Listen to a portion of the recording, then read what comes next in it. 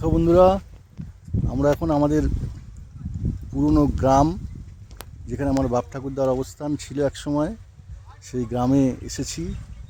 একটু ঘুরতে একটু সময় পেয়েছি। তো এই সর্ষে ক্ষেত, লঙ্কা ক্ষেত, বাঁধাকপি, ফুলকপি, অনেক কিছুই হয়ে আছে। তো ওর মধ্যে একটা ছোট্ট ভিডিও করলাম, দেখো, আশা করি ভালো লাগবে। ভালো লাগলে লাইক করো, লাইক কমেন্ট শেয়ার করো, আর চ্যানেলটাকে সাবস্ক্রাইব করো।